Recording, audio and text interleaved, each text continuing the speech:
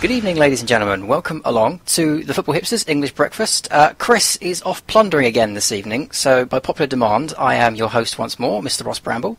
Joined tonight by, first of all, Josh Daw. Good evening, sir. Good evening. And we're also joined by the returning Joel. Good evening, Joel. Good evening. So we're going to try and muddle our way through without our glorious leader, but I'm sure we will do him proud once more. I think we should really start with the title this week, because I think it's fair to say a lot was made last week when Crystal Palace went and upset the apple cart by getting a win over Chelsea. This week we've had two sets of fixtures. We also had the midweek fixture, which we didn't get to cover, but midweek was a very big game between Chelsea and Manchester City, which Chelsea ended up winning 2-1. This weekend was another very good win for them. In the end, they went away to Bournemouth, possibly a tricky fixture with Bournemouth in an upturn of form, but they came away with a 3-1 win. Joel, after last week, there was a lot said about how the title race was now back open. A week after, do we think that still holds any water, or do you think this is still kind of job done for Chelsea? I wouldn't say it's job done, but I'd say they've overcome probably the biggest test that they could have had, losing to Palace and then facing Man City on Wednesday, and then following that up with a trip to Bournemouth. So if there was ever a chance that they were going to kind of blow this, it would have been finishing at 4:45 after the Palace game, thinking, right, we've got Man City coming on Wednesday night. This is going to kind of where it's going to blow up. It didn't, and they've recovered absolutely perfectly. And I think on reflection, if you look at the Palace game, I'm not one for a massive thing, they were unlucky, blah, blah, but they had so many chances and it was great defending by Palace. So it's not even really a blip. So I think they've practically got one hand on it now. They're 7 points clear with 7 games to go. It's going to take a massive shift for them to lose this. I know they've got to go to Old Trafford, but Spurs keep winning. So I wouldn't say it's going to be a procession to the title, but they're in such a strong position. And I just also look at the squad and they've got a lot of winners. People have won leagues in different countries. People have won the Premier League. I can't see them letting slip from now, but we've seen it happen before. But I don't see it with this Chelsea group. Yeah, I think there'll be a lot of people in agreement with that. And it also helps when you've got a wing-back like Marcus Alonso who can score a free kick of the kind of quality that he scored on the weekend. Josh, just quickly on Bournemouth, do we still think they're safe? Because this loss does put them back into 15th. We've seen teams like Hull start to come alive again. Swansea seem to be suffering a bit, but Crystal Palace also coming alive again. Are Bournemouth out of this, or is this one of those results that looks worse because it's a defeat against Chelsea? I think when Eddie Howe looked at the fixtures at the beginning of the season, I don't think he realistically thought they were going to get anything out of the game. So hopefully there's a couple of fixtures he's targeted in their remaining fixtures that they'll be able to pick up the points. I think they've still got enough to be safe. They've got enough creative players in that team to create enough goals. They've scored more goals than West Brom. It's the case that their defence was a little bit ropey after Ake left, and I think although they shipped 3 to a very, very good Chelsea team, that they're still a little bit more solid than they were earlier in the year to basically hold on to this, and I think they should be safe. It's more of what Palace can do with their game in hand, or 2 games in hand that they've got, to whether or not they put any pressure on the likes of Bournemouth or West Ham at the moment. Yeah, it should also be prefaced that although they haven't won in 3 now, Bournemouth, they have only just lost 1 game in 5. So, it's all a matter of context. And let's not also forget they did draw 2-2 in midweek with a Liverpool side that had plenty of chances to kill them off. So they've got enough strength about them, but certainly slipping a little bit closer this weekend. Sticking with you, Josh, let's talk Tottenham quickly. Very good 4-0 win over Watford. Watford, I don't even know what to make of them at the moment. They seem to be all over the shop. Questions again over whether Walter Mazzarri will still be there at the end of the season. But Tottenham, I thought it was an excellent display and some high-quality goals in this game. Yeah, absolutely.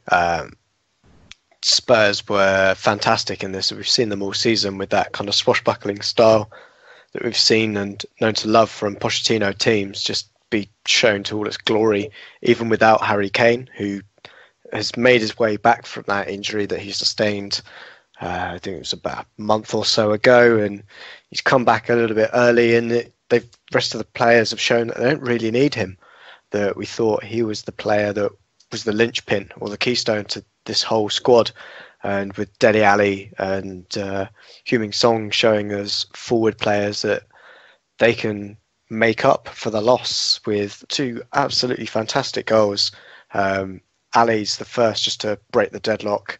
I think the former Spurs keeper Gomez has a lot to question with the desire of the players in front of him to close down players, because 3 of the goals coming from outside the area is really that kind of goal that you're looking at the defenders and saying, why haven't you closed them down quick enough? Because once it's come down to it, the goalkeeper's not positioned correctly to deal with it at all. And with Kane coming and hitting the post and the bar a couple of times, this easily could have been a cricket score if it wasn't for the extra coat of paint that Spurs had put on their goalposts. Yeah, it certainly could have been a lot more than 4. I don't think Watford would have complained about it either, because Watford were not at the races, although you do suspect at this point, with the points tally they've got at 37, you'd expect that to be enough for them, but whether it will be enough for the board is a different question. So Tottenham keep on the pressure with Chelsea, but Joel, Manchester City, they got a very good 3-1 win this weekend against Hull. I think a lot of us kind of agree that their chance of winning the league has long since gone, 14 points off the top now. But as someone that watches a lot of Spanish football, it's kind of a loaded question, this one, but do you think Pep Guardiola, do you think he's had a good debut season, or do you think that this is, by the definition of his standards, do you think this has been a very tough season for him? Yeah, I think it's been tough for certain. I think what you hear a lot about is people saying he's underestimated the league. I don't quite go along with that. I think he underestimated the quality of the squad that he was inheriting. And by that, I think he looked at the likes of Sanya's, Clichy's, Zabaletta's, Kolarov's and thought, I can get a year out of them at a decent level. Therefore, I'm going to recruit the likes of Sané and Gundogan. And I think he quickly realised, probably about September time, that those players are not good enough for what he needs them to be able to do and the system that he wants to play. So that added in, January is probably not the best time for him to go and get the players he wants. He's carried on with the team he's got, and it's resulted in what has been a disappointing season. He's a winner, he's a serial winner, and I think that he will be not embarrassed, but slightly miffed at the fact that other managers are getting spoke about in such great, glowing terms, such as Conte and Pochettino, and the conversation this season has not been about him. So I think it is a disappointment for him. I certainly think next year they'll sweep the floor with everything kind of in sight, but I think this year is, certainly a disappointment. It can't not be. I think for them not even to be close in the title race at this stage is really not good, and they are looking over the shoulder at 5th as well, because United can close the gap with that game in hand that they've got. Yeah, I think that's the thing, is that even some people that thought that Pep might struggle in his first season in the Premier League, I think even they're surprised to see them 14 points off the top, but that's both a testament to how well Chelsea have done and a testament to the job that Pep's done there so far. It's obviously not been exactly what he planned, but sticking with you, Joe, I do also want to talk about Hull, because there's been a lot of talk this week about Marco Silva, and there's a lot of love for the guy.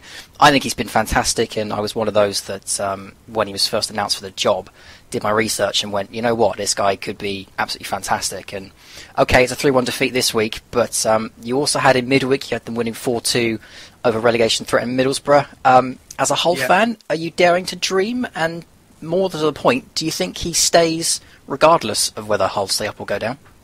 I'd hope so. I'm more hopeful if Hull stay up, he'll stay. I think if we were to be relegated, there would be a conversation that he'd put up with his agent and try and get a move in the Premier League. I think that's where he wants to operate. He's really ambitious.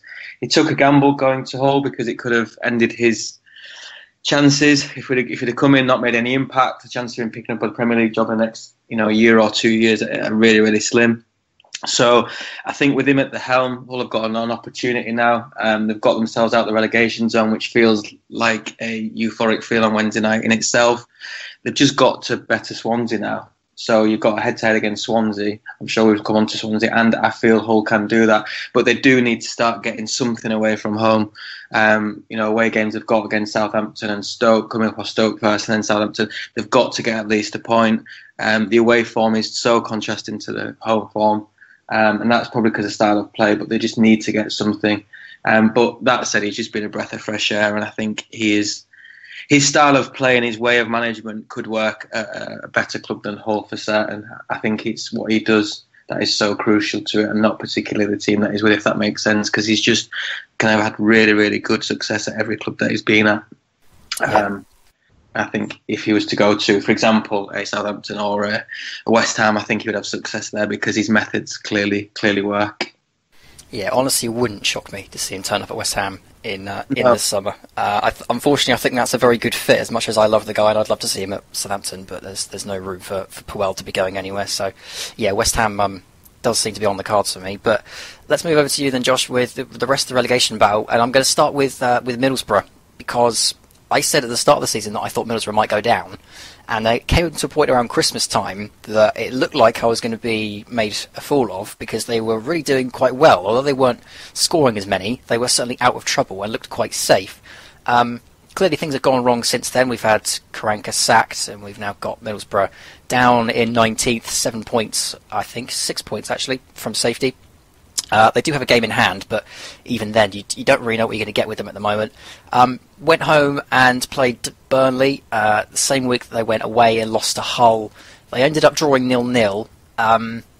Is this kind of the death knell for them? Because that was a game they surely had to win. Yeah, I think it's coming to the point now that Middlesbrough need to be winning every game that they play, especially against teams that are in and around them. They do have fixtures against the likes of Bournemouth and Sunderland coming up, but the rest of them are against teams that are pushing for top four places. You've got Arsenal next week, you've got Man City coming up, and then Chelsea and Liverpool. Although Liverpool do struggle against teams in the bottom half of the table, I think by that point, with it being the last game of the season, it could be, a dead rubber game, that everything's sorted by that point. The fact they're not scoring is definitely going to make it difficult, that they need to actually win games.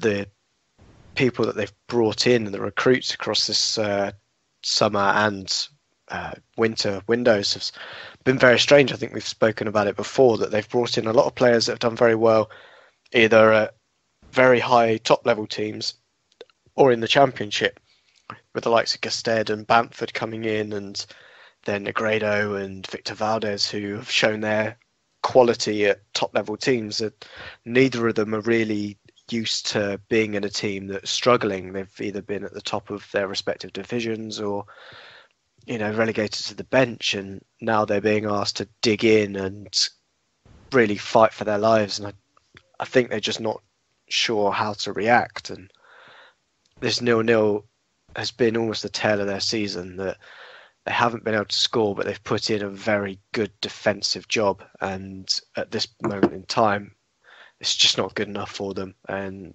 they're just missing some creativity, especially with Gaston Ramirez was the only shining light in that attacking lineup. And the fact that any time they won, he was at the heart of it. And the fact he's not even in the team anymore is, just showing that he was one of those players that, after being not allowed to leave the club in January, just went on strike. And it's shown that the team just don't have any other creative force other than him in their squad. Yeah, it did seem that that turned down January move to Leicester has drastically affected his form, and in turn Middlesbrough's form. I do have to say that they did seem to be reverting back to the Middlesbrough that I remember from the Championship in this game. They were a bit more forthcoming and a bit more offensive, but still wasn't enough to break down a very good Burnley side. So like I said, that leaves Middlesbrough second from bottom. But Swansea, Joel. Swansea went away to West Ham in what was billed by Soccer Saturday as the game that West Ham had to lose or they'd go down. I'm not sure I was going to be that dramatic about it, but it was certainly a very important game for both sides. And I think Swansea will be very disappointed to have not got something from this game. They ended up losing it 1-0. But who's this a bigger result for? Is this a bigger result in West Ham's survival or a bigger result in terms of Swansea's relegation? I think judging by the kind of West Ham celebrations at the end of the game, and particularly Bilic's kind of ultimate relief at the final whistle, I feel it's a huge result for West Ham. It doesn't guarantee their safety, and I think Bilic hit the nail on the head at the end of the game in his interview, and he said, we've been in this position before and we've blown it and we've slipped straight back in.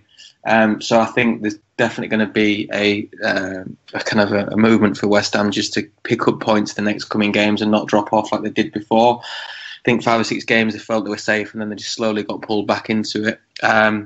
For Swansea, I think what was more worrying for Swansea was kind of Paul Clement's body language in midweek after the Spurs result. He looked beaten, and then last night his interview was really downbeat again, and he kind of was talking about they've lost a star, they've lost their identity in the game, and it seems quite worrying for Swansea. It seems that if Sigurdsson or Llorente don't play well or score, they've not got much else going on. You know, Narsing's a decent player, can't do it on his own, and Jordan Ayew has not done much since he signed in January. So they're heavily reliant on those two, Sigurdsson and Llorente, and they look in trouble. And I think Clement needs to be slightly bit more inspirational. He looked really beaten last night, which is worrying for Swansea. From a whole perspective, it's great, but for Swansea, not so good.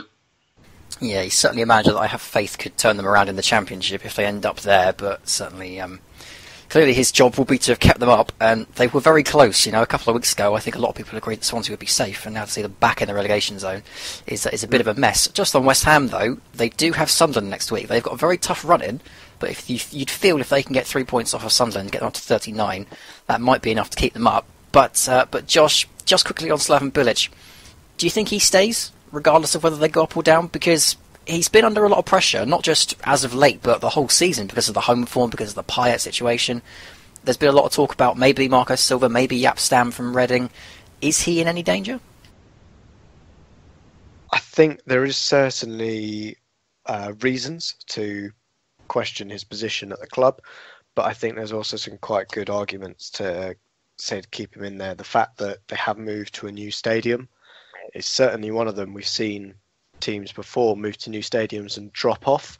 I can only think off the top of my head of one team that moved to a new stadium and actually kicked on, and that would be Brighton. But going from the stadium they moved from, it was not exactly a step down in terms of facilities that they went to. It was more of a relief to have an actual home. But West Ham have been awful this season, but I think, especially with the Europa League situation that they had, I think if they do qualify for that again, which I think they might have a chance still of potentially sneaking in. I'm not sure how the Fair Play League's looking at the moment. I think that's probably their only chance to actually sneak into a Europa League spot. But if they do, they'll want to see a stronger showing from a manager who has had good results in Europe with Besiktas when he was in Turkey. But otherwise, I'm not too... I'd be surprised if he did go, but also not surprised because of the way that board works. They're certainly very quick to shoot if they do have a feeling about something or someone else comes up. Yeah, I'm certainly in the same boat. It would be a shock, but at the same time it wouldn't. You kind of understand at least where it came from. So, but I think a lot will depend on summer plans as well. If Butcher's going to sit down with the chairman and say, right, this is what I want to do this summer, I think that may have a big influence on him as well. But certainly playing in his favour that he is a club legend there, and it shouldn't be forgotten he did an excellent job with them last season. Yeah, I think that board at the moment has disillusions of grandeur. I think having this, at the moment, I think this season is almost helping to almost neutralise that and get them to reassess where they actually are as a club within the division and within London, and help them reforecast, because I think realistically they are still a top 10 team, especially where we've seen the likes of Southampton and West Brom progress, and with the top 7 now looking so strong, I think getting into the top 10 is now a huge achievement for anyone in this division. Yeah, absolutely. And it should be said that I've got no issue with West Ham. I just have an issue with their board members and the way they handle themselves in the press. The way their Twitter account is handled as well is sometimes almost unbearable. But yeah, maybe this season will actually be quite refreshing for them, so they can kind of have a better idea of where they are and where they need to be and where they need to improve. So it's a very good point. Let's talk Liverpool then. Joel, Liverpool. I mean, difficult to know what to make of Liverpool the entire season, ever since Klopp's gone in there, really, because one minute they can be absolutely fantastic and rip teams to shreds, and the next minute they can look really, really wobbly. And at half-time against Stoke, it looked like they were on for a really tough afternoon, but they ended up pulling it back 2-1. An excellent goal from Roberto Firmino ended up winning it. Philip Coutinho with the other. What do we think Klopp is going to make of all this? Because they're now without Sadio Mane for the run-in, and we obviously know the history of them without Mane from the African Cup of Nations. Is he going to be pleased? I mean, it looks like they're going to finish fourth. They're currently third. They need quite the implosion to fall away. But is he going to be happy overall with this season? Yeah, I think if you take it from the first day of the season to where it will end up, I think if you just said to Liverpool at the start of the season, will you take a Champions League place? He would have 100% said yeah. I think there's been some wobbles in between. I think they were particularly bad in January. They really hit some poor form. I think yesterday showed up that the squad, I say the squad, but he played Woodburn. I think it's Origi up front, and then he's brought on Firmino and Coutinho. So I think it's the lack of depth that the Liverpool have got. But I think Klopp, as it stands at the minute, will be happy with where they are. I think they just need to get in the Champions League, for one, obviously for the revenue side of it, and two, to be able to attract better players. I just don't know long term if Liverpool have got the finance to compete with the others. I don't think they have, and I think Klopp works with restrictions and restraints in place financially. I think he will be pleased. I think the squad needs surgery, though. I still think they look so bad at the back. I still think they're probably a goalkeeper, although Mignolet played well yesterday and saved. Kept them in the game and won them the game practically yesterday. They still need a keeper. They still need probably two centre-halves. And they still probably need a holding midfielder as well. So that they are quite short, Liverpool. But Klopp is doing well with what he's got. You just feel that they can't get to that level of where Chelsea and Spurs currently are. I just feel like there's something missing. I don't know what that thing is. And I think also they'll be looking over the shoulder in the summer. It will continue to stay. They'll sign new contracts, but if it's not this summer, will it be the next? So it's hard for Liverpool to put any long-term plans down when they've probably got that instability of players leaving as well. Yeah, it's going to be very difficult because, like you said earlier, Manchester City, you expect to come back harder next season. Man United as well. I mean, Arsenal we don't really know about at the moment until the managerial situation's cleared up. It doesn't seem like anyone can agree on what they think Arsenal are going to be doing next season. Tottenham, you think, will come back stronger. Chelsea will only improve. So for Liverpool, it's going to be a big summer, and you do kind of wonder if they're going to go for another window of buying a load of attackers when they really should be buying a couple of more defenders. But Josh, let's talk Stoke quickly, because I see a lot of Stoke fans on social media who are often very critical of Mark Hughes and the progress that's been made, and there's a lot of frustration. They seem to be stuck in mid-table and have been for a few seasons now. Down to 13th, no wins in 5, in fact 4 defeats on the spin.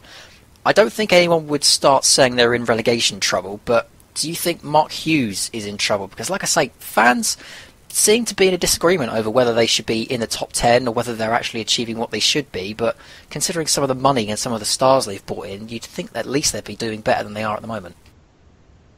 I think when you just look at the team that, from face value or on paper, they certainly should be doing better. As you say, you've got the likes of Shaqiri, Arnautovic, Afellay. You've got players here that I think there's a stat that there's more Champions League winners in the Stoke City squad than there is in any other team in England. And yeah, looking at the run of losses they've gone on, there's a couple of results in there that you could almost scrub off. You've got a loss to Chelsea, which is almost expected. A 2-0 loss against Leicester, who were resurgent early April. And then a loss to Burnley, which I think is probably the inexcusable one from how they've been playing. I know they're level on points at the moment, but with the kind of performances that Burnley have been putting in, you'd question those, especially as it was an away. Was it an away loss? No, I think it was at home to Burnley. But either way, you'd expect Stoke to be doing better than that. Mark Hughes has had this speculation around his position quite often. I think they had it last season as well, because what seems to have been happened, they had that first good season that he came in. It was almost like the fallout of the Pulis back four, or defensive drilling, was still there. I think there's still rumblings that have come out when players have left the club that Mark Hughes isn't one for defensive coaching in any way, shape or form, and it is all about the attacking play. And I think the fact that they're now shipping more goals than they're scoring is becoming an issue with them. But again, as we said, they're only 1 point off the top 10. There's a bank of 4 teams on 36 points, with Leicester, Burnley themselves and West Ham all sitting there on those points, and only goal difference separating them. And it's not a huge amount of goals between them either. That this is quite a good season for them if they pick up the wins in the right places. I think there's still a chance of them overtaking Watford and sneaking into that top 10 place. Yeah, there's a couple of clubs in and around that fight for 10th that are still not convincing me, and we'll touch on one in a minute, that lost this weekend, that could have their 10th position in jeopardy. But to be fair to Stoke, they did do very well in the first half, and it was a goal from Jonathan Walters, who always seems to score against Liverpool, but there you go.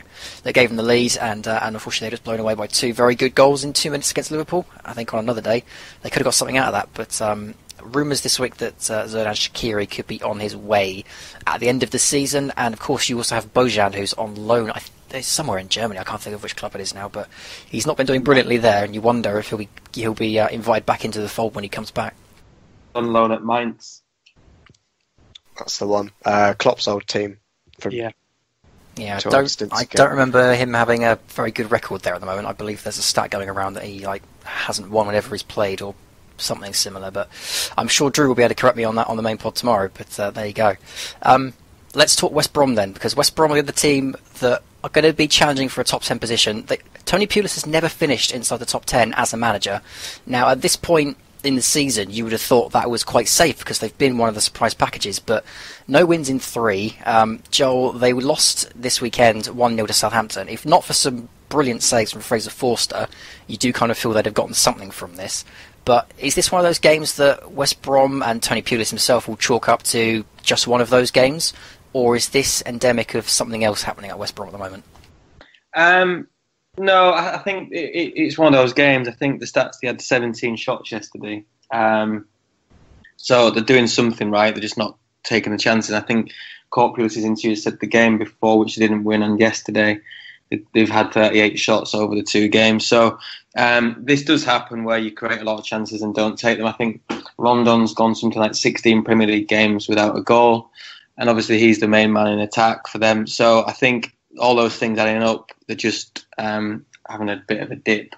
I always think it's more worrying if you're not creating chances and losing football matches. So the fact that they are is a positive sign. I just do often wonder with mid-table teams how hard it is to constantly keep motivated when you are playing for a place in the league as opposed to something more tangible, i.e. European football or a title or something. So I think it's difficult maybe for those managers to keep the players motivated. But that said, I think West Brom can look on a good season at this point. However, they still would like to probably win, at least half the games remaining to try and cement that top 10 position for Pulis. I'm sure Pulis would like to do that because he's a different tier manager to what the top manager of the league, but it will be seen as an achievement for him in his career to be able to put that on his CV. So I think West Brom will be interesting to see what they do in the summer, if I'm honest, to see what their recruitment strategy is and how keen they are to kind of move West Brom into being a mid-table team into one that can push for at least the Europa League. Yeah, they've certainly got a lot of Chinese money to be throwing around in the window, and you don't really know whether or not the ownership is going to want to make a change in manager either. Because there's been a lot of rumours over the course of the season about the quote-unquote boring style that West Brom play. Oh, they were quite dynamic yesterday against Southampton, but you do still wonder whether or not there'll be a decision made there. Josh, though, I'm going to give you my baby, Southampton. I think it's probably the first time in English breakfast history I haven't covered the Southampton game, But 1-0 win over West Brom. Jordi Clasie with his first Premier League goal. It was an absolute rocket as well. There was a lot of talk pre-match that this was kind of a dull game, that there was nothing really on the line because both of these teams were safe. I can tell you that there were a lot of Southampton fans that worried that if we lost this, considering some of the games we've got coming up, and I think some of them include Arsenal and Manchester United. Next week we have Manchester City. There was a lot of fear among Southampton fans that if we lost this, we could be dragged back into the dogfight. Do you think this has got us safe now, and do you realistically think there was a chance of us getting pulled in the first place?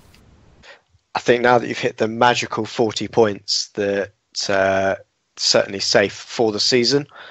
As you said, I think those are the game in hands. Certainly the Arsenal game and the Man United game are games in hand from the cup run that you went on for the League Cup. But I think you are safe from that point of view. I think from everything that's come in, I'm very unfortunate to have Gabbiadini fall foul to injury whilst he was in an absolutely rampant run of form.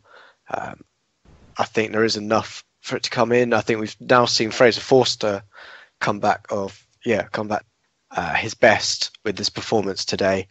I think there's still certainly more room for improvement from the squad, but this is a team in transition with Claude Puel only coming in the summer. I think there's still some players that he would have hoped for more from. Thinking just off the top of my head, Buffal hasn't really set the world alight from what was promised from his move in the summer, and the likes of Caceres that hasn't necessarily made his mark on the team yet.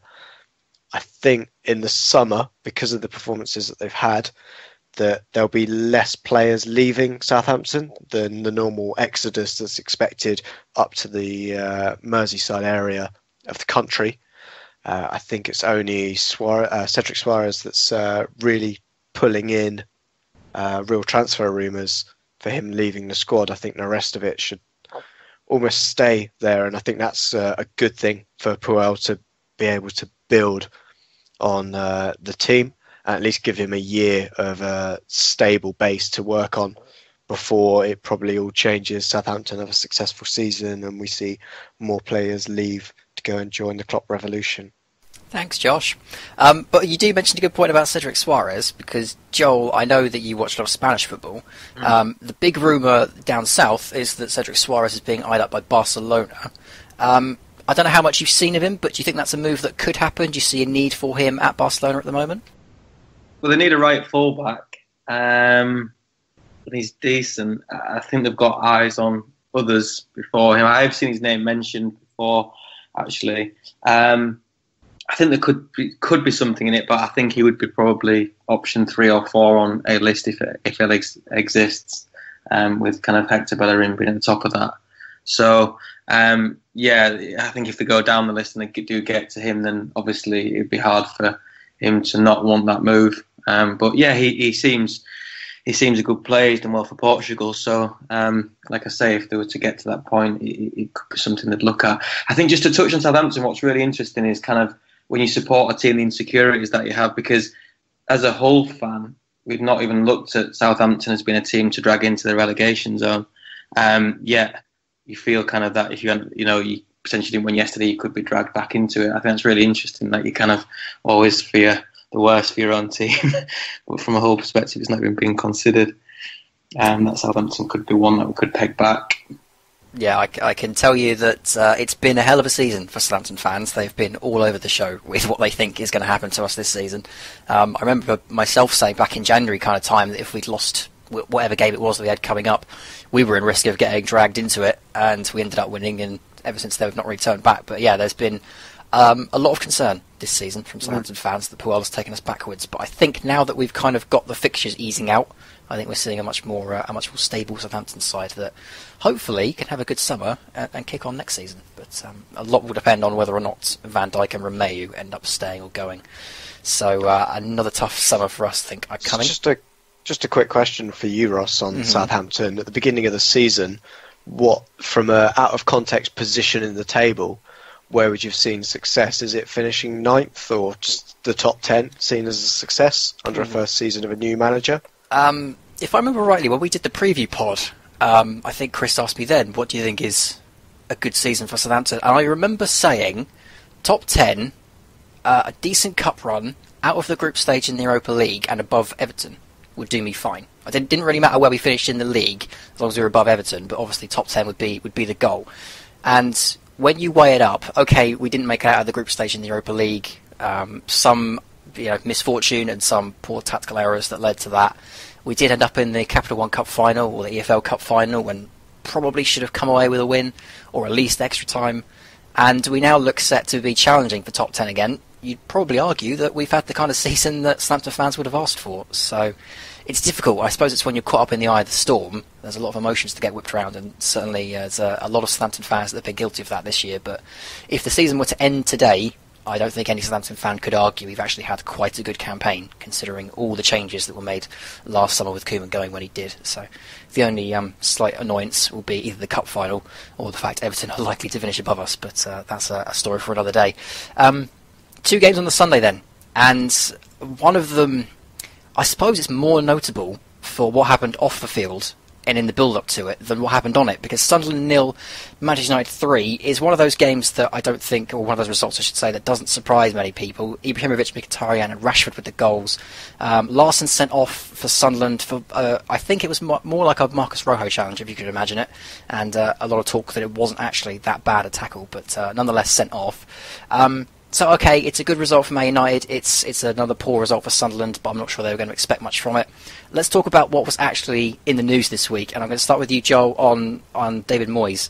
There's been a lot of pressure on him all season because they haven't been very good. But at the same time, the chairman has been a long-time admirer of him, and he had to come out and protect him this week because of some comments he made last week about a female reporter possibly getting a slap for one of the questions she asked.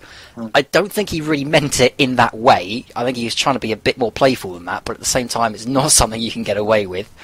Is this just a tough week for David Moyes, or is this one of those weeks at the end of the season where a chairman will sit down and go, you know what, I think it's time to part ways? I think I look on it that they want to keep him because I think if ever they needed an opportunity to potentially move him out the club on a gross misconduct charge and not have to incur any compensation, this was the opportunity to do it. I think they could have probably done that if they'd really wanted to. So that tells me that they actually want Moyes and they want to keep him. And I think it also tells me that they probably want to keep him if they go down as well. Terrible week for Sunderland. They just seem to have so much off the field stuff to deal with as a club, and then particularly on the field, it's not faring any better at all.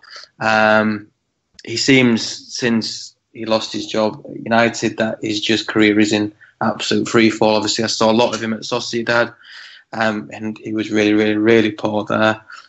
Claimed he didn't have the budget, claimed he didn't have the squad yet. Eusebio took over and took the team kind of to top 6, top 7 with practically the same squad, which says a lot about Moyes' kind of management style while he was at Sociedad, and he's had no impact at Sunderland. I think he tried to lower the expectations in the summer, and I don't think that I could see what he was trying to do by saying we're in a relegation battle, but I think he said it way too early, and that he did it kind of just before the season had even started, which, as you're a Sunderland fan, it's not exactly what you wanted to hear.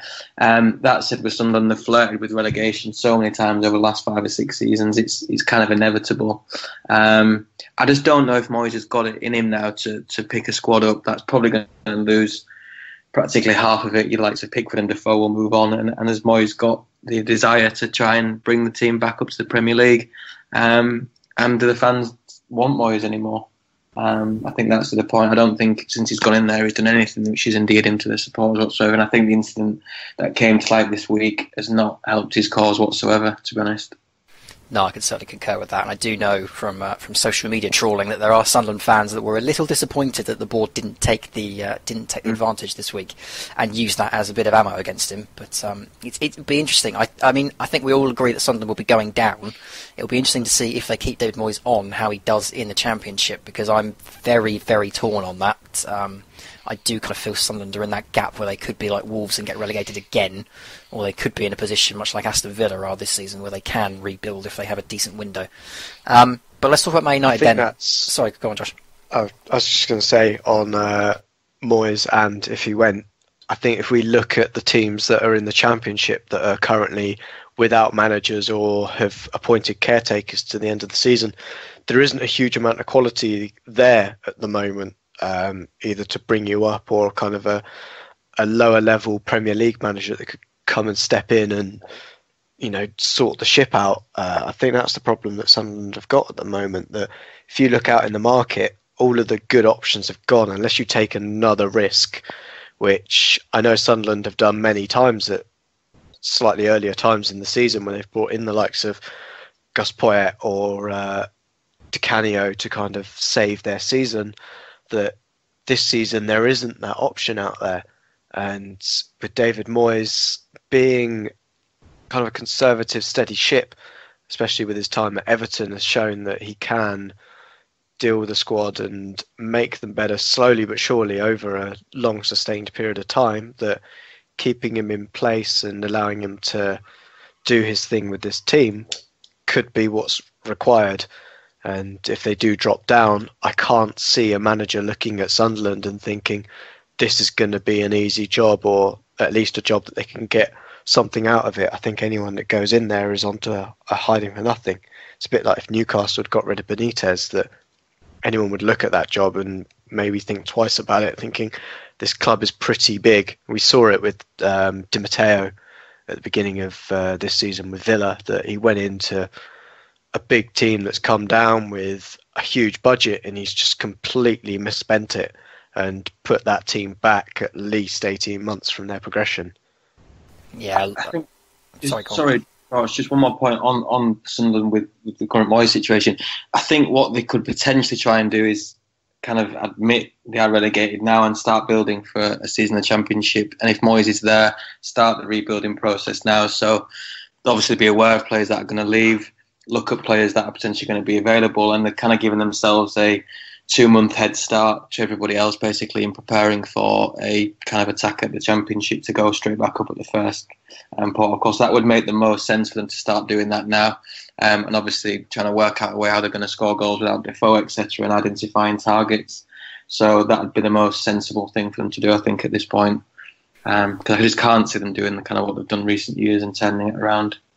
Yeah, I do completely agree. Well, a lot will depend on what their budget is this summer, I think, depending on whether they can have the money to rebuild this and invest in a new manager, or whether they're going to be stuck with what they've got, plus a couple of extra from the players they sell on. But Man United, I do want to talk about Man United, because I know that that quite a lot on this pod, it seems to be like we're against Man United. I love Jose Mourinho. I think that's on record at this point.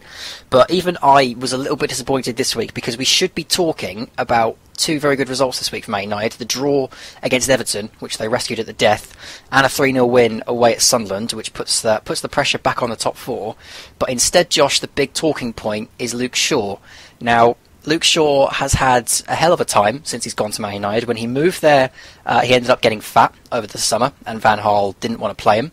Then, obviously, he had his horrific leg break. He's now back. Jose Mourinho is now calling him out in the press for not training as hard as the other players, not being in the right mindset, all sorts of things. You know, he's done this with players before. He's even done it with Mkhitaryan this season. But I get the feeling that it's a little different this time. It feels to me like he's picked the wrong fight, Josh, and Shaw came up this week with an assist for, I think it was Ibrahimovic's opener he got the assist for, I could be wrong. And he also took the shot which ended up being blocked by Ashley Williams' hand in midweek that ended up getting them the penalty. So he seems to be turning it around on the field, or at least showing a bit more of improvement on the field. But do you think Jose Mourinho's picked the right fight here? Because it seems very distasteful to be picking on a kid so young.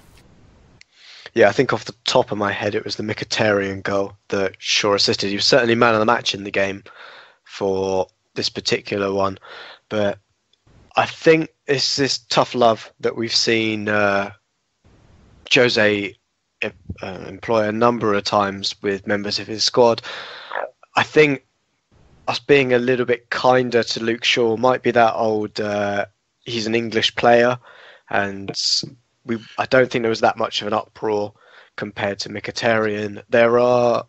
I've seen as a Arsenal fan with plenty of players that have gone through leg breaks and serious injuries come back and not have that same commitment to a tackle that they would have had before. The likes of Aaron Ramsey, Eduardo, Bakary Sagna were all players that for a period of time wouldn't go into a 50-50 and would just step away from it with fear of getting injured. And I think that would be the same for Luke Shaw. But in a Mourinho team, a left back is almost expected to defend and put in tackles. So I think having a player that doesn't necessarily want to go into these 50-50s mentally because of the fact that he could sustain a horrific injury again and doesn't want to go through that whole process and wants to take it easy isn't acceptable for a player or for a manager who wants to win at all costs and requires his players to give 100% in terms of desire and passion. And I think that's what we've seen from Mourinho, is him using the only way he knows how to motivate and get a player back to it, which is just to call him out in the press. I would say that we haven't seen him ever take a player under his wing and go with the softly approach and kind of nurture him through a bad period. And I think this is what we've seen with Luke Shaw. And if his performance today is anything to go by, it looks like it's working. Perhaps he could have achieved the result quicker with a more caring, fatherly, paternal role in there, but that's not the Mourinho way. He is more of that, I am a winner, you will do everything for me. If you're showing lack of commitment in any respect, you will not get in the first team and I will call you out for it. And I think that's what we're seeing here. I think just on the Luke Shaw thing, you don't know what stage it's got to, though. I think that's the interesting thing. Has he tried that indoors to say, basically pull him into his office, look, you're not in the condition, you're not listening, you're not tactically doing what I need, and Shaw is not taking it on board, and therefore his last resort was to do what he did and call him out in the press. I think that chain of events would be interesting. We'd never get to see it, but to see if he has actually tried with Shaw, because it is odd to do that in public. I think those conversations would naturally happen indoors and we'd never get to find out about it. I can sense Mourinho's frustration. I can also see his frustration when he has potentially got a player who is not in the right condition to play in the Premier League. And it's not just Mourinho said this. Obviously, Van Gaal said it, like you said, and Hodgson said it as well when he turned to England duty. He wasn't in the correct shape to play. So that's just kind of a given for any Premier League player, any professional, that they're in the right condition physically to play in the first team. And if he's not, I can understand that. And he's not doing anything about it and he's eating the wrong foods and not preparing right. I can see why Mourinho would be frustrated.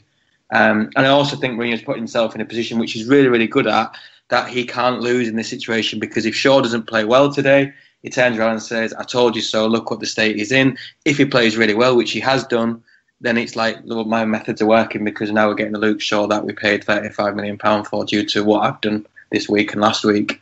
So I think it's really clever by Mourinho, but I am surprised he's gone so public with it. But I feel he maybe felt there was no other option. Simple question then to wrap up this little section. For both of you, but I'll start with you, Josh. Does Luke Shaw stay in the summer? I think due to the fact that they don't actually have a out-and-out left-back and it's not necessarily their top priority in the summer, that I think he does stay, especially if they can get the results out of him that we've seen today. I don't think there is a team that realistically can meet the wage or transfer fee that Man United would want. I think he's the type of player that we'd either see go to someone like Everton, or if not, go abroad. And for someone that hasn't appeared to have transitioned from being a player that's broken into the first team at Southampton and potentially still, living with their parents, or that early stage of the big move to a big club and not necessarily deal with self-management of themselves, it could be difficult to see him going abroad. So I think for the player, he could be staying. Joel, thoughts? I think if United could find another left back, and Josh said find a club for Shaw, I think they would look to do it. I think there's more to it than meets the eye with Mourinho and Shaw. Obviously, Shaw did meet with Mourinho to sign for Chelsea and took a bigger offer salary-wise to go to United, and Mourinho called him out for that and basically said he wants people want to play for the love of the club, not for the money, and then obviously ends up at United with Shaw. I don't think there's any kind of love lost between the two, so I think Mourinho would actively look to move Shaw on. And I saw Shaw it's only in the press was saying he'd like, his agent was talking about a move to Spurs. Well, is he better than Danny Rose? I don't at this minute think he is. So is he going to play much football there? So I actually don't think there's a club that I can think on top of my head which he could go to, like Josh said. So I think I would like to do it and bring another left full back. So on that basis, I think Shaw could move on if they can find a club for him. I can tell you that the rumours in Southampton are that the club have always admired Luke Shaw and always been quite regretful that they couldn't bring him on further whilst he was with us. So if he became available, and if perhaps it could be a loan deal because the wages are going to be astronomical at this point, then it's not out of the question, but a lot will depend on what happens with our left-back situation, because there are rumours that Chelsea are going to be back in for Ryan Bertrand in the summer. If he stays, then I'm not sure Shaw is going to have any room at Southampton either, but so interesting one to watch. I hope for his sake that he can turn it around, because he's an excellent fullback and he's always been a very, very bright prospect. So hopefully Man United can keep him going forward. Let's wrap up then the final weekend game. Should also be said we do have Arsenal versus Crystal Palace, I believe, isn't it, on Monday night? But I think Arsenal fans will be glad that we're not talking about Arsenal as much this weekend. So let's move on to the game that actually was played. Everton 4, Leicester City 2. A balmy game, especially inside the first 10 minutes, where Leicester went 2-1 up after an opening minute goal from Tom Davis. Slimani and Albrighton responding, Lukaku with a double, and Jagielka between those two goals to seal the points for Everton. Joel, do we think that Everton can still challenge for the Champions League places, or do we think that they're probably going to end up in the Europa League at this point? I think the Champions League will be just too much for them. I think they'll end up in the Europa League, which I think they'll see as a reasonably good season. Probably what they would have predicted or hoped for at the start of the season. I think Champions League potentially was too ambitious for them. I think it's been a steady progress through the season for Koeman. I think he'll learn a lot about the squad, and I think he'll learn a lot about where he needs to recruit. And I think importantly as well, he's brought through a number of young players who will be a lot better for the experience they've got this season going into next season. I think if they'd have maybe started this good run of form a little bit earlier in the season, they could have really pushed for the top four. My fear for Everton is they will get blown out the water financially by the other teams, and therefore that gap between them in the Europa League spots and the Champions League may just get bigger and bigger due to finances. But we were told that under Everton's new owner they have got the resources to compete, but how much will that will go on the new stadium that they've had approved. So it's an interesting period for Everton, and there's obviously the Koeman link to Barcelona, which I don't think there's much in that, but that would massively disrupt them if he was to leave. He wants that job like a tit wants blood, but I think he's gone to Everton because he wants to win the trophies that will get him to the Barcelona level. I don't think he's there yet myself. Josh, we could talk about Leicester and how this is their first defeat under the new manager and how they still have this glamour tie in the Champions League, but I don't think this is too big a result for Leicester. I think it's too consequential. So the only other thing I want to talk to you about very briefly is Ademola Lookman, who left Charlton in January, went to Everton, scored in the win against Manchester City and has impressed, and I'm glad he has because he's a very talented kid. Stories this week that he is homesick and wants to return to London. Considering the talent that's there, do you think he needs a loan deal to kind of work that out of his system? He's only 19 and he has made a move away from home at a young age. So do you think he needs a loan deal, or do you think that something like that is something that Everton may look to kind of rid themselves of in the summer? Because he's certainly got the talent. I think that's an issue that you take in-house and you try and solve.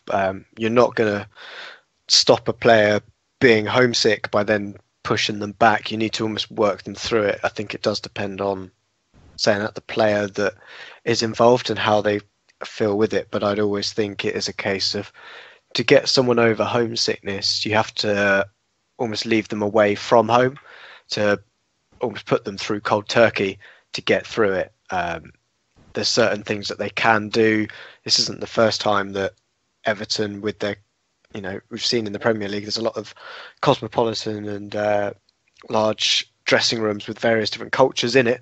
This probably isn't the first time that a player has come in and is homesick. And I think it's just a case as it's an English player that more has been brought to it, that the player is homesick. But if I was them and the player looks to want to continue to play for Everton, then they're going to have to deal with it internally and try and help him through this. They have got a young team, but we have seen in the opposite direction players come down from the north of England to London. I'm thinking particularly Rob Holding at Arsenal, who made the move from Bolton. It's a similar kind of move, and there hasn't been anything like the same call out from the club or from outside the club that the player is homesick. I think it's how that player chooses to assimilate themselves in the dressing room and whether or not they need to have a look at that. I don't think that kind of thing is going to come from Ronald Koeman, from anything that you've said previously, Ross, of how he deals with young players. Perhaps it's something that's got to be taken higher up by youth academy to make sure they get him into a decent group of players that can look after him. Perhaps he needs to be shadowed by someone like Gareth Barry just to kind of help him through this time, to put a hand on his shoulder and say, look, you will get through this. Yeah. Get your head down, get your football, and you will get through this, and you can be a success at Everton, because there's no doubting his potential. He can be a very good player for Everton, who I then feel will probably move on after that. But I think it's the case of within the club, potentially they haven't managed the culture shock to him particularly well. Yeah, I certainly think personally he's got potential to be quite good for England as well. He's a very, very gifted winger, but hopefully he can work through it, because, like I say, very, very good kid, and I think Everton are a good fit for him, as much as it pains me to have missed out on him. But I think on Everton's part as well, when you invest £10 million in a player, I think you do take a gamble with things like homesickness, and I would like to think they'd be prepared for it. But it's one to watch. It's one to watch. It wouldn't shock me if he went out on loan in the summer, but I certainly hope he can make it work at Everton. So then, without Crystal Palace and Arsenal, who, like I say, play on Monday, that is the English Premier League weekend done. Quickly at the table, we'll show you that Chelsea are still top. Of course they are. 7 points clear of Tottenham in second. Liverpool move up to third on 63 points. Manchester City down to fourth on 61, but they do still have a game in hand over Liverpool. Man United fifth. The gap for them is now 4 points, but again, Manchester City with that game in hand. Although, I should really say that Manchester United have 2 games in hand over, for example, Liverpool. So could still change, still room for that to move around before the end of the season. Arsenal as well, only play 29 at the moment, but again, they have to play this game against Crystal Palace. Everton stays 7th, West Brom are now in 8th, but their gap between them and 9th is now 4 points after Southampton to win. Watford in 10th, Leicester are up in 11th. Burnley go up to 12th. Stoke, West Ham and Bournemouth all move down a place, but again, I don't think they'll be too worried, all of them, especially West Ham, after their weekend's results. Crystal Palace, after their defeat, stay in 16th. Hull City move up and out of the relegation zone, up to 17th. Swansea down into it with 28 points, 32 games played. Middlesbrough, 31 games played, 24 points, and Sunderland still rock bottom on 20. So that's the Premier League, done for another week. Let's talk about the EFL, because it's been a big week in the EFL. We've had a couple of promotions as well. Some big stories coming out of this weekend's EFL action. I should also say that there was a big result in the conference this weekend, or the National League. If you haven't seen it, Tranmere Rovers won 9-0 at home to Solihull Moors, which not only equals their own club winning record, but the league's highest scoring winning record as well. So a fantastic performance by Tranmere, and one that we had to mention. But let's talk League 2, because we did see a promotion in League 2. It's finally happened. Doncaster Rovers back up this weekend at the first time of asking. I don't think that's going to come as a massive shock to many people. We're now just kind of waiting on them to win the league, but they are 6 points clear of second place Plymouth, and they secured their promotion this weekend, like I say, at the first time of asking, with a 1-0 home win to Mansfield Town, which was never going to be easy with Steve Evans in charge, but still a fantastic season for them. Accrington Stanley are now 16 games unbeaten, a fantastic run for them. It's taken them up and away from the relegation positions. Their manager John Coleman said that we could win all our games to the end of the season about a month and a half ago now, and they haven't done quite that, but still 16 games unbeaten is a fantastic record for them. Hartlepool United. Hartlepool are trying desperately to make the bottom two as complicated and tight as it possibly can be. They drew 1-1 this weekend with Morecambe, which now puts them right back into the relegation mire. I think we're all kind of in agreement that Leyton Orient are down, and we're hoping that that's the best of the worst news that's coming for them with everything that's happening off the field. But Newport County have now closed the gap to 3 points, and they seem dead and buried most of this season. But Hartlepool look desperate to try and make it an interesting end to the season. Should also be said that there were wins for Portsmouth and Plymouth, who both really put a stranglehold on the top three now. I don't see that changing, even in a league like League Two. Portsmouth on 74 points. They are, 8 points clear of Luton in fourth. And Plymouth on 78. It seems like your top three this year will be Doncaster, Plymouth and Portsmouth. I think it's just a matter of time now as to who finishes where. But I think at this point Doncaster are your champions. League One, we had another promotion there. Sheffield United are back up into the Championship 6 years after they were first relegated. They have had a lot of near misses. A lot of managers have gone in and tried to change the culture of that club. Finally it's happened. Chris Wilder going back to his old club Northampton and securing the promotion. Very, very good win in the end. I think it was 2-1 was the final score. Billy Sharp with the winner naturally. They're now on 88 points, so once again, same with Doncaster. It seems like they're destined to be your champions, but just a matter of dotting the I's and crossing the T's at this point. Coventry and Chesterfield were in deep relegation trouble this week. If they'd lost, they would have been relegated, but both of them managed to win. Now, I'm not sure either are actually going to be staying up this season. I think it's far too gone for both of them, but they live to fight for another weekend nonetheless. They got those wins against Peterborough and Port Vale, and I believe Kris had Coventry winning this weekend on his accumulator, so hats off to you, sir, because I would not have been putting that bet on myself. That result for Port Vale does put them right back in trouble there. They're now on 45 points and back into the relegation zone, so they are in no means safe. Charlton 2, Southend 1 is notable mainly because it was Jake Forster-Caskey's first goal for Charlton this weekend, a player that you all know, Josh. They now move 5 points clear of relegation. And Fleetwood and Bolton, they were both hoping to try and make their mark on the playoffs this week. Bolton are almost there now with the automatic promotion places, but if they'd have won, perhaps they could have started popping the champagne. They didn't. They ended up losing, as did Fleetwood, who again will be looking to try and cement their place in third at the very least. Both of those teams lost to Oldham and Scunthorpe respectively. So, Championship. I have been waiting for this for so long. You cannot even begin to imagine my excitement for this weekend's Championship fixture, because it's just been absolutely fantastic. So let's start with the Friday fixture. Queen's Park Rangers 1, Brighton Hove Albion 2. Fantastic result for Brighton, and a quality free kick in this game from Pocagnoli if you haven't seen it. It's an absolute beauty. Moved them up to first in the table this weekend, and a lot was going to be riding on the result between Sheffield Wednesday and Newcastle, which was coming up as the Saturday evening fixture. But between then, we had just so many brilliant games. We had Birmingham City 1, Derby County 2. Obviously, Gary Rowett going back to his old club, getting a last-minute winner. They have gone, Birmingham City, they've only gone and won 2 games since Gary Rowett left, and in the time that Derby County have hired him, they've won 3 out of 4, which I believe makes him the most successful Derby County manager inside that time period. I'm sure Josh will correct me on that stat when we get to some questions in a minute. Blackburn Rovers 0, Barnsley 2. Huge result considering some of the other results that happened this weekend. Puts Blackburn right back in the relegation mire, and you really would have fancied them against Barnsley, who really don't have anything to play for. But a massive result near the bottom. As is Bristol City 3, Wolverhampton Wanderers 1. Tammy Abraham getting his 20th and 21st goals of the season for Bristol City. John Daddy Bodvarsson also getting his first goal since August for Wolves. So at least they have that. It's an upsetting defeat for them, but a big result for Bristol City. Burton Albion 1, Aston Villa 1. Fantastic point for Burton. It's the first time these two teams have ever faced each other in the league, and you would have expected Aston Villa to run riot over Burton considering their recent form, but an excellent point for Burton. Cardiff 2, Brentford 1. Bit of a dead rubber one at this point. Fulham 3, Ipswich 1 was obviously a big one for 6th position in the league. That moved Fulham up into 6th again. A lot depended on the Sheffield Wednesday fixture in the evening, but a 3-1 win. Very good result for them, but the last-minute goal from Christoph Berra for Ipswich does raise questions about their defence going into a possible playoff run.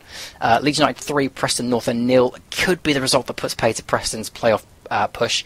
There's a lot of P's in that, but still a fantastic result for Leeds. There was also a red card for Baptiste of Preston North End, but Kemar Roof with a goal that's been few and far between this season for Leeds United, but an excellent goal for him. Result of the weekend, clearly by far and away, Norwich City 7, Reading 1. I mean, if anyone had anything similar to this on their scorecards, then bravo. Norwich City 6-1 up by half-time. Now, let's remember, this is a Norwich side that have only won 1 in 9 games, and a Reading side that were unbeaten in 3, in fact 9 points from their last 9 going into this game. If you haven't seen the goals that went in, some of them have been top quality from Norwich, but some of them, you would be staggered to remember that Jaap Stam is the Reading manager, because the defending is absolutely atrocious, but a fantastic result, amazing result for Norwich and for the division, not so much for Reading, whose goal difference takes a massive knock from that, and that could be quite big going into what looks like a very tight position for the playoffs this year. Nottingham Forest 2, Huddersfield Town 0. Another massive shock. I mean, Nottingham Forest haven't won since Warburton went in there, and you looked at this fixture and you just thought that Huddersfield Town, being so insatiable this season, would have had them for dinner, but an excellent win, 2-0, an assist for Ben Brereton in this game as well, setting up Eric Lehigh for the opener, Jamie Warburton second, but that's a massive result for both of those sides. It almost puts pay now to Huddersfield Town's hopes of getting crashing the top 2, if they were still alive anyway. Wigan 3, Rotherham 2, another massive result near the bottom. It was one of those fixtures that Wigan had to win, just had to win to keep their hopes alive of staying in this division, and right up until the death it looked like they were going to draw it, until an off the ball incident between the goalkeeper and I believe Max Power ended up giving Wigan a free kick, and with the last kick of the game Nick Powell scored the winner. A crazy game, but a massive 3 points for Wigan if they have any hope of staying up. And then the game between Sheffield Wednesday and Newcastle United, a game of fantastic chances, most that were missed, but we did have 3 in the end. Sheffield Wednesday 2, Newcastle United 1. That means that Sheffield Wednesday go back up into 6th. Brighton and Hove Albion now go 2 points clear at the top, which seems completely balmy a couple of weeks ago when Newcastle beat them and Huddersfield in the same week. But a massive, massive result for both the playoffs and the automatic promotion places.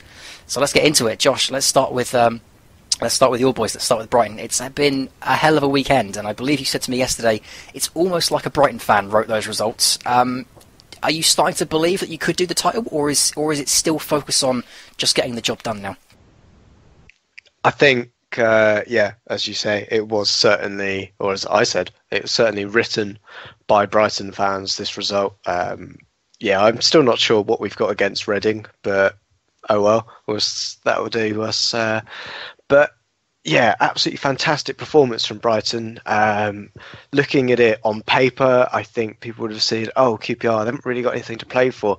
If you watch that final 10 minutes of that game, my God, did they look like a team that was either scrapping for their life or needed this to win the championship, because even the goalkeeper came up for a last-minute free kick corner.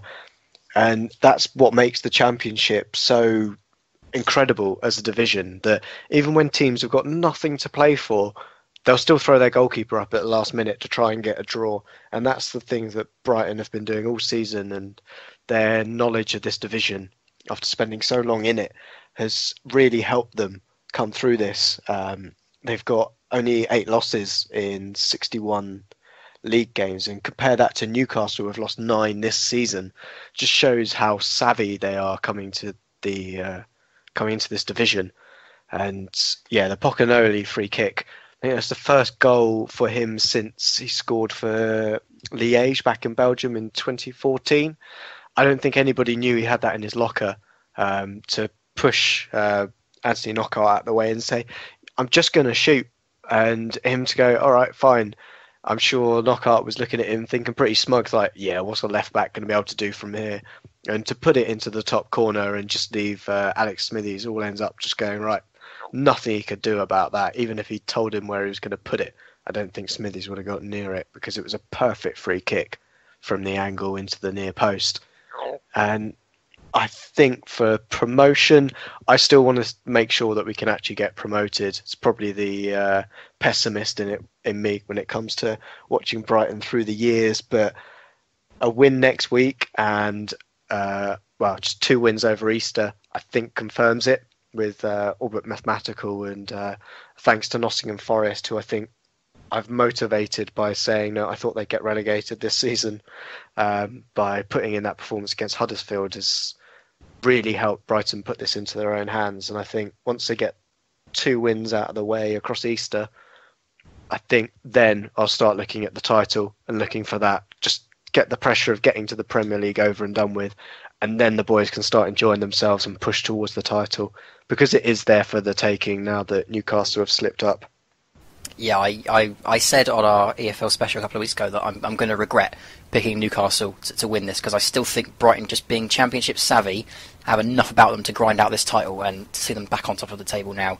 2 points clear, completely in their hands now, is one of those results that to go, damn, I wish I'd stuck with them.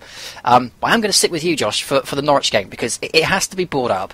I'm kind of getting tired of talking about Norwich after the season they've had. But this result, you can't get away from it. This result is exactly why I love this division. Because, like I say, 1 win in 9 for Norwich. Reading won 3 on the bounce. They go into this game. You think Reading are going to win this. They're 6-1 down by half-time and end up losing it 7-1. I mean, is there any explanation for this? Or can you just say it's the Championship?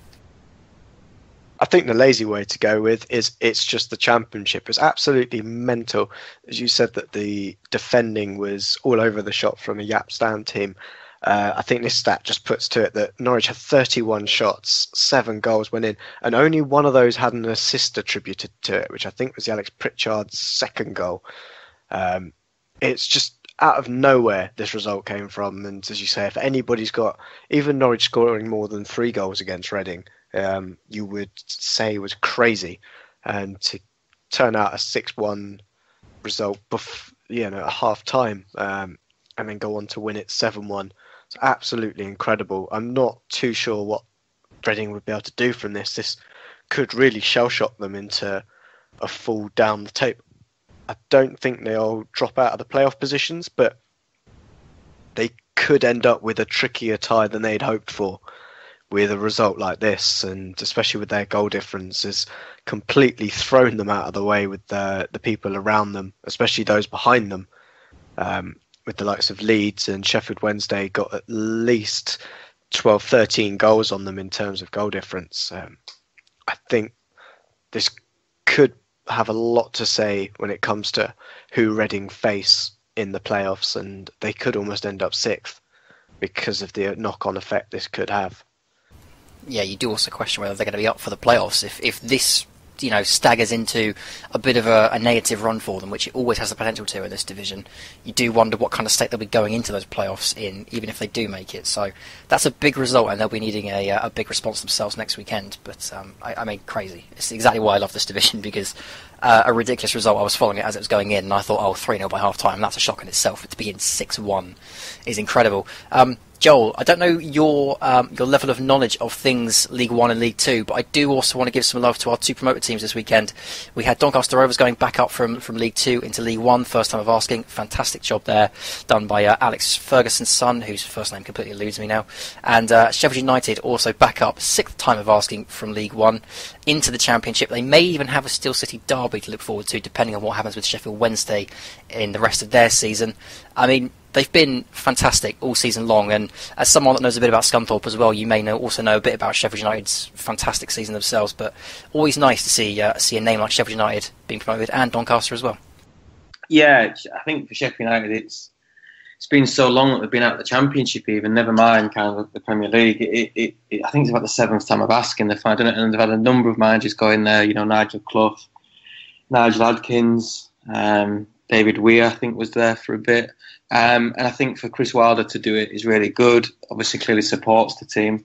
And that was a huge decision in him going there. And I think it is about time that Sheffield United were back in there's certainly a Championship team out there. I think that said they could even be classed as a Premier League team with the support base they've got. And so I think it's a really good for them to finally do it.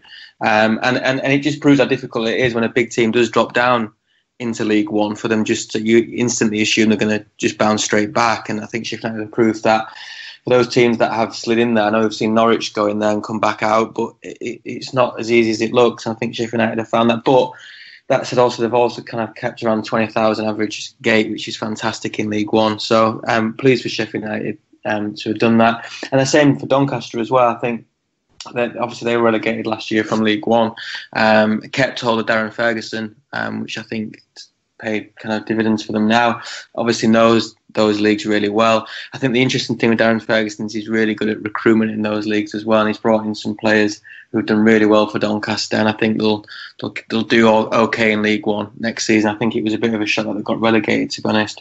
So I'm kind of pleased for Doncaster as well, because they're a good club, Doncaster, and I think they are should be operating above League Two level anyway.